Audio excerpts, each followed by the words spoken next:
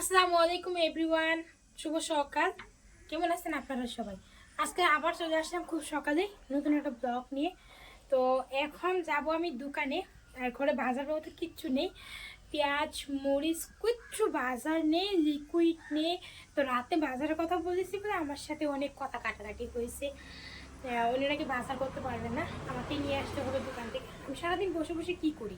আমি কি দোকান থেকে এতটুকু বস্তু নিয়ে আসতে পারি না? তো এই নিয়ে অনেক কথা কাটাকাটি হয়েছে।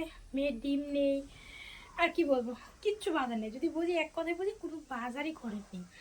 তো ভাত রান্না করে বসে আছি, এখন কি ভাত কি করবো ভাবছি। তো যাই, ঘরে বসে তো ভাবলে তো চলবে না, বাজারটা নিয়ে আসি দোকান থেকে। খাই যখন নিজেকে করতে হবে, তাই না?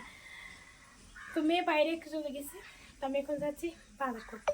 আপনার চিন্তাই করলাম কি করব কি করব।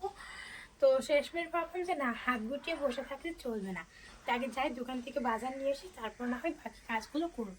তো চলুন আমার সাথেই থাকুন, আজকের ব্লগটা কন্টিনিউ করুন। আশা করি আপনার আজকের ব্লগটা আপনাদের ভীষণ ভালো লাগবে।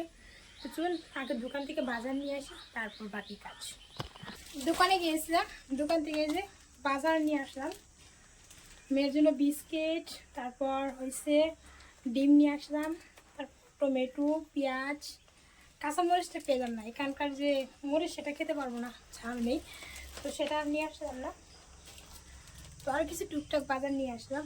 তো এখন যাব রান্না করতে, মাছের চাটনি করব আর ডাল আছে, তারপর দেখা যাক পরে কি করা যায়।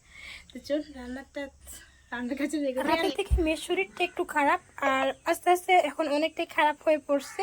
আর এর মধ্যে ওর বাবাও বাড়িতে এসেছে, তারপর বললো আজ আর কাজ যাবো না, চলো তাড়াতাড়ি মেয়েকে নিয়ে হসপিটালে যাই। তো সেই ঘরে সমস্ত কাজকর্ম ফেলে রেখে তারপর মেয়েকে নিয়ে হসপিটালে দৌড়। আর এখন যাচ্ছি হসপিটালের দিকে। তো মেয়ের কি হয়েছে আর কেন হসপিটালে গেলাম হঠাৎ করে, তো সব কিছু নেক্সট ব্লগে আমি আপনাদের সাথে শেয়ার করব।